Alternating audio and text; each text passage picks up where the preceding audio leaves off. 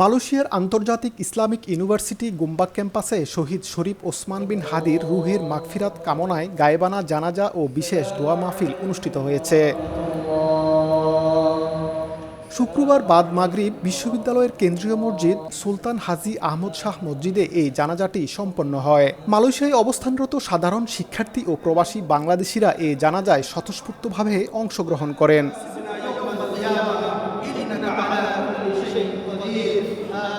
জানাজা শেষে আয়োজিত বিশেষ দোয়া মাহফিলে শহীদ হাদির শাহাদাত কবুলের জন্য মহান আল্লাহর দরবারে প্রার্থনা করা হয়।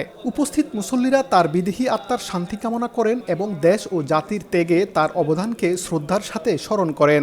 পাশাপাশি বাংলাদেশের বর্তমান পরিস্থিতিতে দেশের শান্তি, সমৃদ্ধি ও স্থিতিশীলতা কামনায় বিশেষ মোনাজাত করা হয়। হার্টের যত্নে বিশ্বসেরা ক্যানোলা তেল এখন বাংলাদেশে।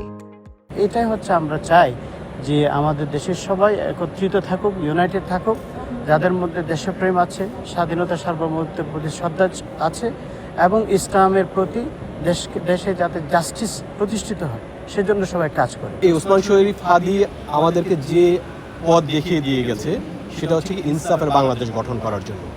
আমরা আগামীতে ইনসাফের বাংলাদেশ গঠন করব। উনি আমাদের যে রাহবার ছিলেন, একজন ইয়াং এনার্জেটিক একজন লিডার, কি করে একটা দেশকে একত্রিত করার চেষ্টা করছিলেন।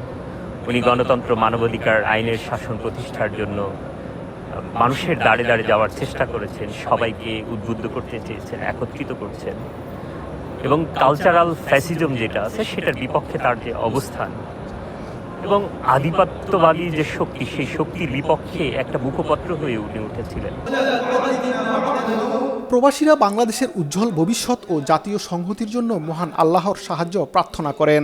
উপস্থিত প্রবাসীরা মরহুমের শোক সন্তপ্ত পরিবারের প্রতি গভীর সমবেদনা জ্ঞাপন করেন এবং এই অপূরণীয় ক্ষতি সইতে পরিবারকে ধৈর্য দান করার জন্য দোয়া করেন। মোহাম্মদ আব্দুল কাদের, সময় সংবাদ, কুয়ালালামপুর, মালয়েশিয়া।